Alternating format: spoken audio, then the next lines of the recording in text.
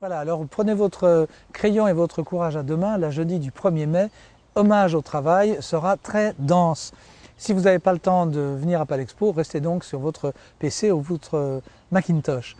Anselme Sourflou va ouvrir le bal pour nous parler des éditions de Pente. C'est le directeur du musée des Suisses dans le monde et de la fondation du même nom. Georges Pop, que l'on connaît bien à la radio, Cabedita édite son livre Les Suisses ne sont pas français. Slobodan Despot, qui a défrayé la chronique il y a quelques mois, publie Le Miel chez NRF. Luc Debrenne, Hypercars chez Favre. Il faut profiter du livre de Luc Debrenne et du sujet parce qu'il y aura peut-être bientôt plus de voitures de rêve dans 30 ans. Et puis Claudio Rossi Marcelli, Hello Daddy, un livre qui date un petit peu, mais il nous a semblé utile par ces temps troublés du mariage pour tous de parler d'une famille normale, c'est-à-dire un papa et deux enfants.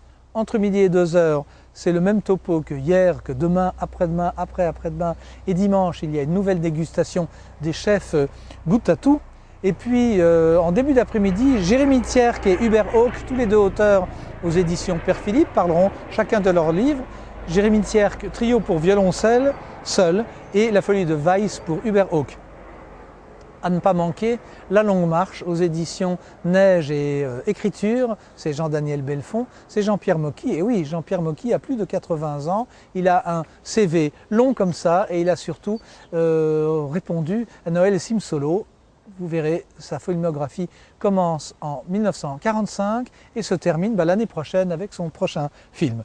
Nathalie Guignard, dans un sujet grave, La leçon de Zoé, aux éditions Favre, nous parlera de comment on se reconstruit ou comment on a pu vivre 5 ans avec un enfant condamné dès la naissance.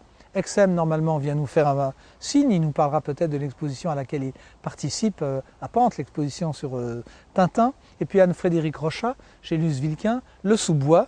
Mélanie Chapuis, dans la tête elle se met dans la tête de personnages de l'actualité et vous fait méditer sur les réactions de l'actualité et surtout les attitudes de ces divers personnages dont elle emprunte la peau. Et pour conclure, Isabelle Bourgeois, 42 voyages extraordinaires. Là aussi, il y a à découvrir un livre d'un genre nouveau dans un genre bien classique.